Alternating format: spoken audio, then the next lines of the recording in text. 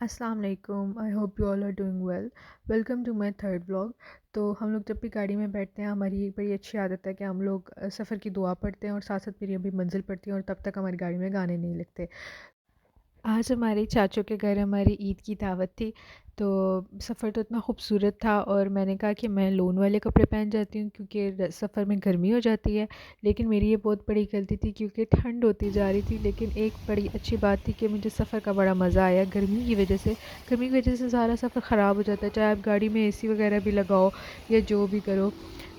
आप लोग भी बोर हो गए होंगे कि मैं इस पूरी वीडियो में कब से आप लोगों को सफ़र ही दिखाई जा रही हूँ। मैं इसलिए दिखाना चाहती हूँ ताकि आप लोग मेरी आंखों से व्यू देख सको कि कितना खूबसूरत था। मैं तो अल्लाह ताला का जितना शुक्र अदा करूँ कम है। इतना खूबसूरत मौसम अल्लाह ताला ने हमें इतनी नेमतों से नवाजा है। बहुत ही प्यारा मौसम। आप मोटरवे का हाल देखें कितना खूबसूरत है सब।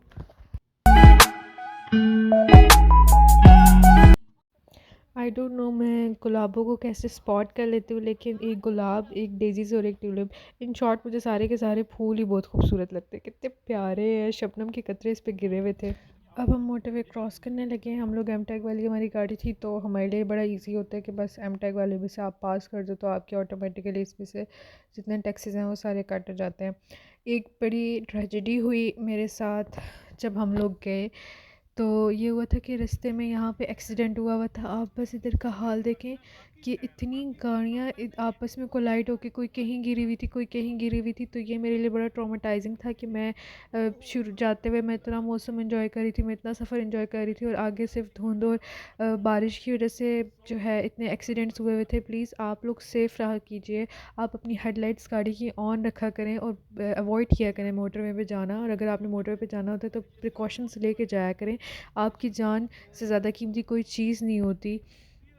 तो ये ट्रॉमेटाइजिंग सफ़र तो अब गुज़रना ही था। तो फिर रास्ते में मुझे अपने आप को मैंने बहलाने के लिए ये जो हैं गंदम के खेत देखे और मुझे ना फिर अल्लाह ताला की नेमतों का मैं शुक्र अदा, क्योंकि मैं सूर्य रहमान मैंने अब आदत बना ली है कि मैं उसको रोज़ सुनूंगी। मैं उसको रोज़ तर्जमे के साथ सुनती हूँ। तो उसके अंदर इतनी नेमतों के और हम कहते हैं कि हम मुसलमान कितने नाशुक्र हैं कि हम अल्लाह ताला की कितनी नाशुक्री करते हैं। ये खेत मुझे इतना पसंद आया था, मैंने कहा कि गाड़ी यहाँ पे रोक लें। तो आप देखें अल्लाह ताला की आप शान देखें। इतने खूबसूरत अल्लाह ताला ने हमें फल दिए हैं, खेत दिए हैं और आप देखें एक सिट्टे के अंदर इतने बीज होते हैं।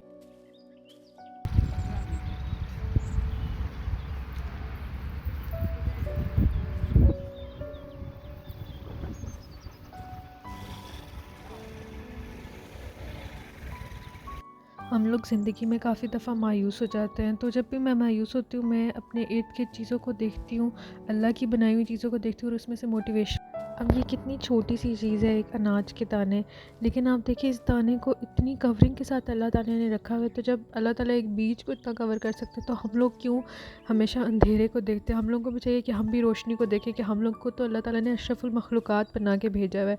तो हम लोगों के लिए भी यकीनन किसी न किसी चीज़ का अजर होता है। अल्लाह ताला तो 70 माह से ज़्यादा हम सबको प्यार करता होता है। अब ये हमारा सफ़र, अब हम लोग वाकई पहुँच गए थे। लेकिन सबसे पहले हम लोग जब भी वाकई पहुँचते हैं हम अपने दादा अबू की कब्र पे ज़रूर जाते हैं। तो अब हम कब्रिस्तान की तरफ रुख करने लगे हैं। बारिश और चढ़ाई की वजह से हम लोगों को अपनी गाड़ी ऊपर ही पार्क करनी पड़ी थी क्योंकि कीचड़ था नीचे और गाड़ी फिसलने का बहुत चांस था।